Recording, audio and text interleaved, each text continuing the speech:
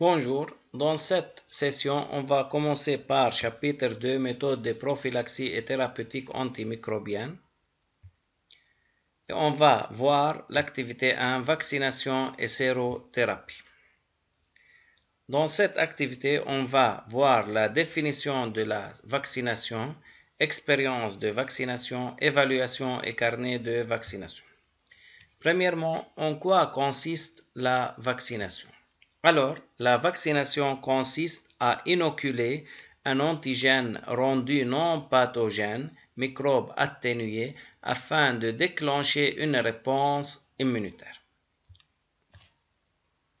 Comment la vaccination protège contre l'infection?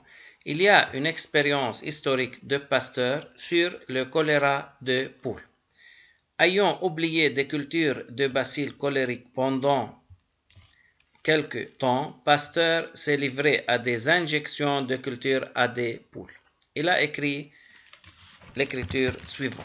Voici 20 poules qui n'ont jamais subi les atteintes de la maladie. Je les inocule avec le microbe très virulent. Le lendemain, elles sont toutes couchées, très boiteuses. En 48 heures, les 20 poules ont péri. Voici d'autre part 20 poules préalablement vaccinées au maximum, c'est-à-dire des poules ayant reçu 3 ou 4 fois des injections de microbes très atténués. Elles sont inoculées à la même heure que les précédentes à la même place par le même microbe employé en même quantité. Le lendemain, toutes sont vives, alertes, mangent et gloussent.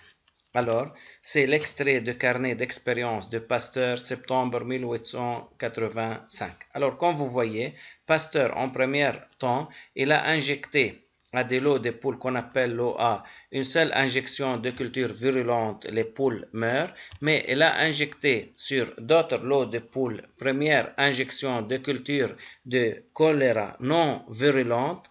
Alors, mais après 3 mois, il injecte les mêmes poules avec de nouvelles injections de culture virulente, alors les poules survivent.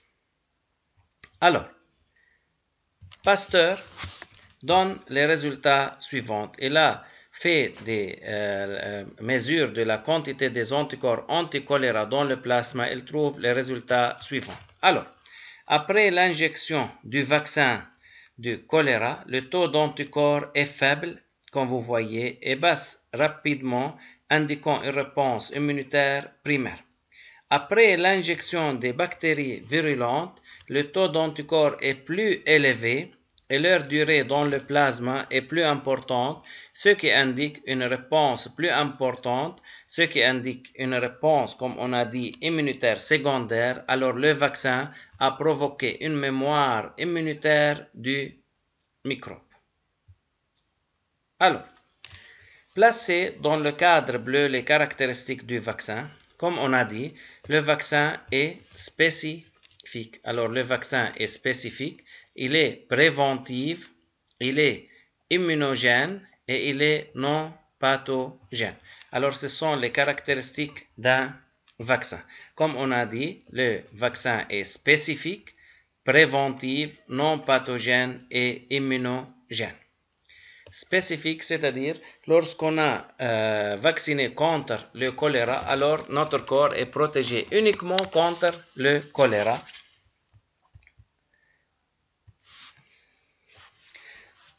On a dans ces deux graphes les campagnes de vaccination contre le poliomyélite et contre le rougeole. Comparez le nombre de cas de polio, de rougeole au moment de l'introduction du vaccin avec les années qui suivent.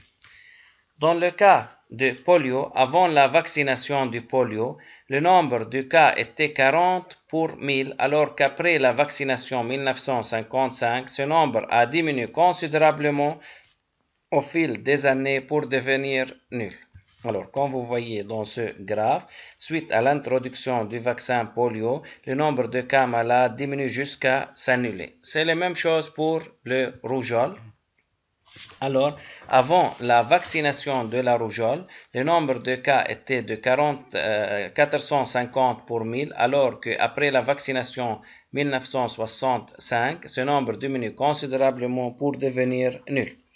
Conclusion, La vaccination diminue la fréquence des maladies dans la population.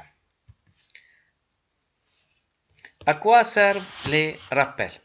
Au bout de plusieurs années, le stock d'anticorps diminue lentement. Il faut injecter une nouvelle dose de vaccin pour remettre le stock d'anticorps à jour.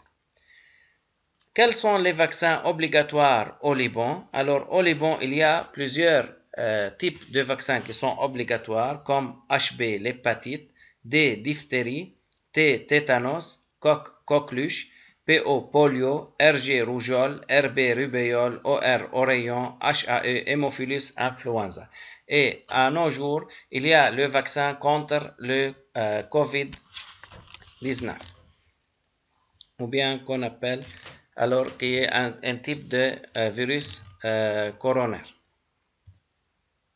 Alors, le calendrier de la vaccination au Liban est la suivante, comme vous voyez. À la naissance, il y a des vaccins qui nous donnent au bébé et au cours du mois, il y a des autres vaccins comme vous voyez devant vous. Enfin, merci pour votre attention.